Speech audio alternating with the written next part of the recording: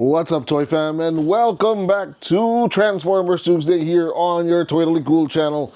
And we have another unboxing for you for this episode. I know we've done some transformation videos in the past Tuesdays. This is where we introduce new toys to you aside from their transformation.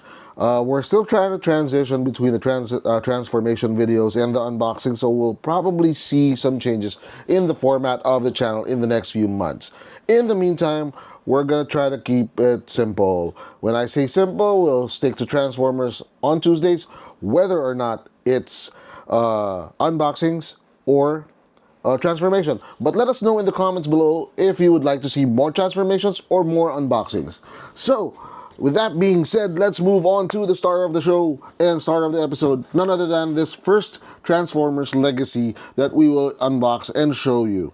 This is like I've been saying in past few episodes, every time we show you a toy, it's the first time I'm seeing it too. Alright, so especially for boxes like these where it's a real cardboard box where Hasbro had this environmental kick. I don't really know what's inside except for some pictures I've seen on the internet. So with that being said, let's look at the box, and it's pretty simple. You've got this blueprint-ish diagram or drawing of Lift Ticket. He is a familiar mold. If you're familiar with, I can't remember the name of the character. For the life of me, I know Hoist. If I'm not mistaken, it's Hoist. I don't know. Put it in the comments in the comment box and let me know who he reminds you of. But he is familiar mode. Okay? No other special stuff. It just says here, Lift Ticket. Okay? So, let's open him up. A trusty pink cutter. Okay, he is a deluxe class, so he's probably one of the second to the smallest. Hasbro has been utilizing this classification for the past 10 years, I think, or more. The smallest is the core class, and then you come up with the deluxe class, and then you have the Voyager class, and then the leader class, and then the commander class. All right, so it's open. Is it? It's supposed to be. There we go. So you're gonna see it before I do. All right, so let's, okay, happens. Ta-da! Ooh! Nice. So this one's standing on its, well, sitting on its side. As the orientation of the box is like this, and then you open it, it's like this. Okay? So there you go. It's standing up. It's got nice red and yellow color, if I'm not mistaken. Right? And what do we see inside? Okay, nice. All right, you see the robot, you see the weapon, and let's look at what he really looks like after I remove him from the box. There we go. So you've got the action figure, you've got what is this? Oh. You've got the manual as per usual. It's nice purple color. He's an Autobot, but the manual is a Decepticon with its color scheme. So it's pretty simple, pretty straightforward. And you have this these are the paper ties that Hasbro was fond of for quite a while, and they used this for, I think, Jetfire. Okay, for a while they used this. So I'm getting him out for now. While we're talking, just easily taking off the knots, loosening the knots at the back, and yeah, there's quite a few. I don't know, let me know in the comments box if you like the window boxes, the plastic windows, or you like the plain and simple shipper's box type thing. And we're not even gonna get into the environmental impact of it all, because there are probably smart people who did that computation on what's more environment friendly.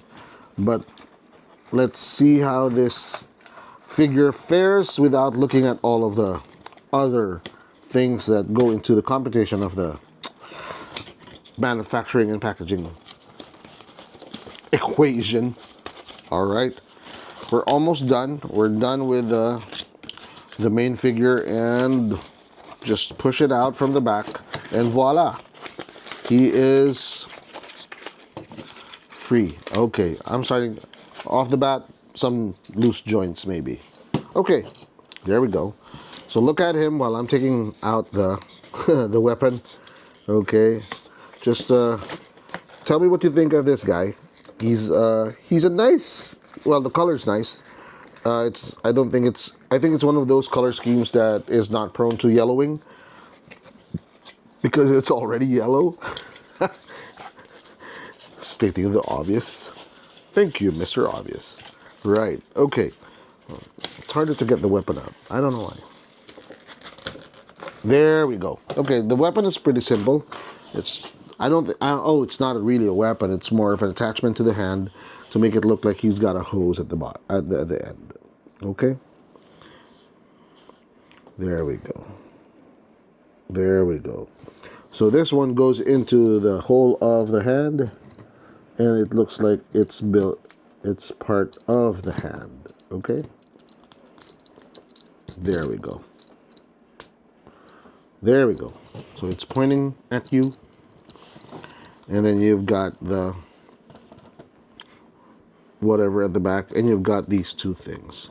All right. So let's do an I don't know why we do articulation reviews for Transformers, because, you know, they're not human. There's no real point. But let's see. As per normal with Transformers, the neck hinges are pretty limited because the other parts go all the way around. Like this one, you know, you've got the shoulder not doing a 90 degrees, but an actual, 360.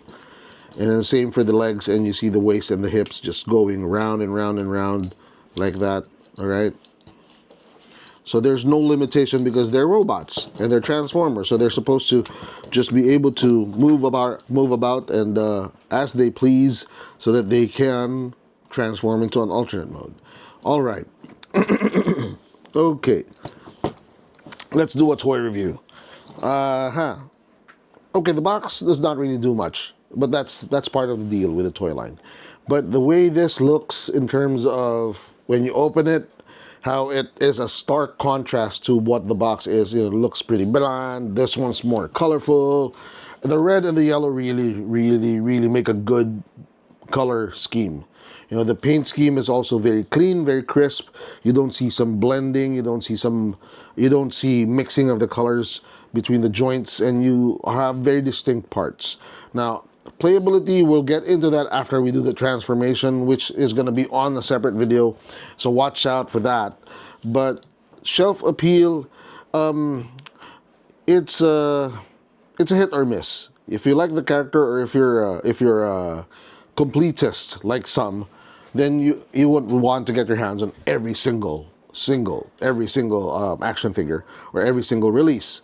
But if you have this particular character and the initial release, like I'm not sure if it's Hoist. I'll put it in the comment box somewhere. It's the same alternate mode, then maybe you could just let it go. But if you like a different color, then, again, it's a hit or miss. It's really a preference type of thing. Shelf appeal, not much.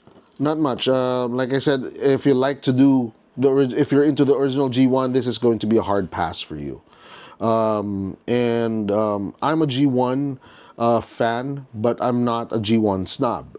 I like to collect some of the things that came after Generation 1, and I also like to enjoy having the same mold, the same color, the same alternate mode with different colors. So that's my preference. Everybody has their own individual choices to make, but especially when it comes to toy collecting, which is so random.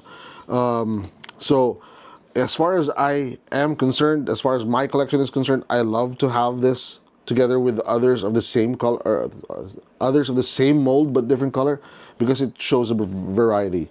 But I'm not sure about the character, okay? Let me know again in the comments box. You're free to put in your 2 cents worth. In fact, for this channel, it's more than 2 cents. But if this character showed up in the comics, if it showed up in the cartoons, let me know. Let me know. I would love to see the reference in the literature or in other media. So as far as price point is concerned, this is one of those that were released that was a little bit more expensive than its other predecessors. So again, it's gonna boil down to preference. Is it worth it for you? For me, it was a gamble. It's not a bad gamble. It's a good addition to the collection. So I don't even remember what I paid for it. So it's probably not that much. All in all, doing a final toy review, whether it's not cool, whether it's cool or it's totally cool, I think it's cool. It's yeah, it's cool. The colorway is different. The different alt modes. You can compare it with the others. It's even got a different a faceplate. So that adds some character depth. It adds some variety to your collection, but it's not totally cool because it's something that you can do without. And I'm saying this for collectors who are on a budget, or who you're thinking between you're choosing between one or the other. This can be one of the other. Maybe sometime you can get it sometime, and the value does not really go up that much because it's a very obscure character and a very obscure action figure.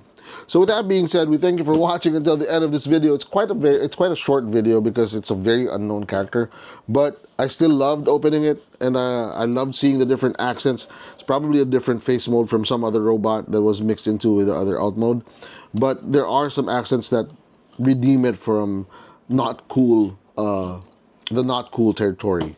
So with that, we thank you for watching, and we hope to see you on future episodes of Transformers Tuesdays. Whether it's a transformation video or whether it's an unboxing, we would love to see you. I would love to hear from you, and would love to hear from you on the comment box. Don't forget to hit like if you like this kind of content or any of the contents that we posted, and subscribe. Smash that subscribe button. Follow us on TikTok and Facebook. Hit that bell button so that you would be reminded of any future episodes that we come out with. Remember, guys, it's Transformers Tuesdays, it's Throwback Thursdays, and Superhero Saturdays. With that, we thank you again.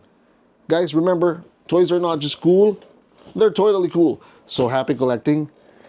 Bye-bye.